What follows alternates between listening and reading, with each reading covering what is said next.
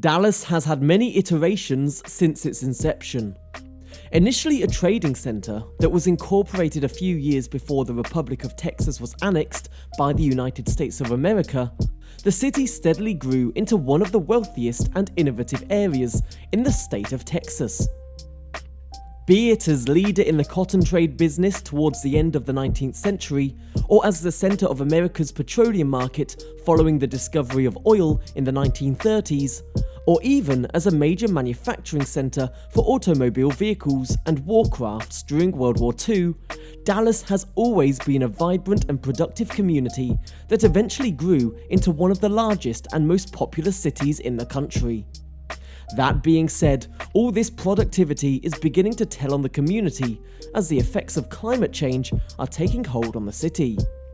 Although the issue of climate change isn't peculiar to the city, Dallas has decided to take something of a novel approach in order to battle this environmental scourge by controlling the energy utilised by its old and new buildings and the carbon emissions they may release.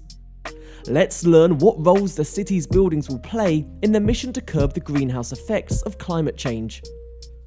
Hello and welcome back to our channel Future Planet.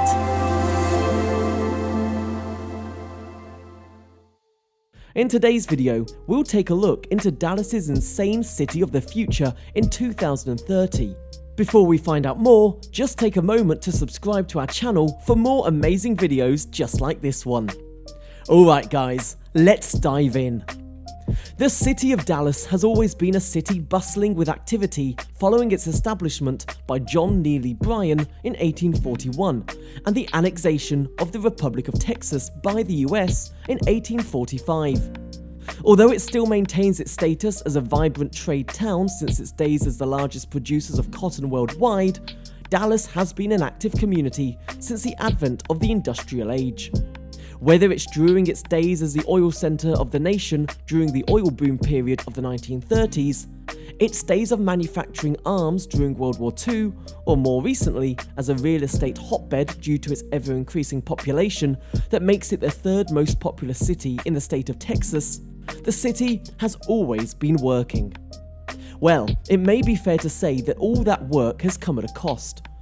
Although the rest of the world has contributed to this phenomenon as well, Dallas has made its own considerable contribution to the hydrocarbon-based emissions that has poisoned the Earth's atmosphere with toxic green gases that forces the sun's hot energy to linger on in the planet. As the Earth's atmosphere swelters on, there is a worldwide scramble to curb this boiling heat that is predicted to suffocate all life on Earth. However, unlike the rest of the world who have taken the approach of limiting their carbon emission by battling the emissions released by motor vehicles and airplanes or by foregoing the use of fossil fuels to use alternative sources of energy like wind or solar energy to power their cities, Dallas has taken a different approach to tackle this hazardous problem and finally join the race to grow green. Cue in the Dallas 2030 district, a public-private scheme that was initiated in 2003 that is keen to ensure that the city goes green by the end of 2030. However, rather than the methods being followed worldwide, Dallas has turned its attention to another source of the emissions that are contributing to the death of the planet: building. That's right.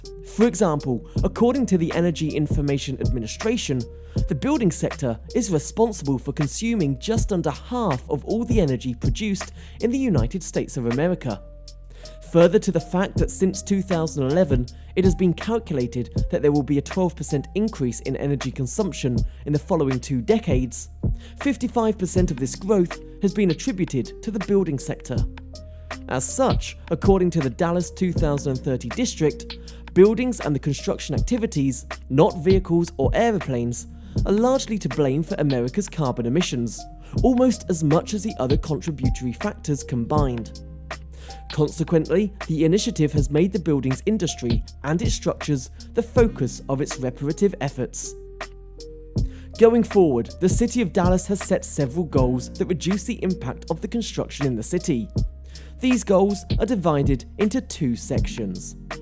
Number 1. Existing buildings.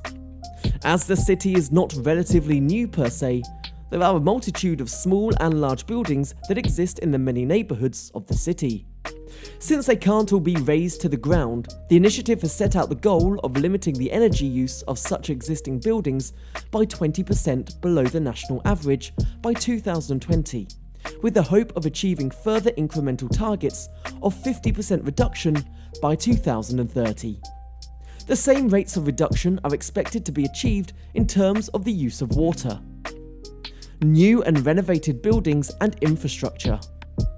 The initiative also takes into consideration the fact that construction of new buildings and infrastructure will occur after the city enters into the initiative, so it made provisions for these new developments as well. Unlike the old buildings, however, the threshold is increased to a 60% reduction of energy use, with the hope of reducing use of energy by as much as possible by the end of the decade. In respect of water use and transportation carbon monoxide emissions, it is expected that all new buildings and vehicles must immediately reduce their emissions by 50% below the city's average. While these measures may seem unattainable, it should be said that the initiative's recommendations are already being implemented.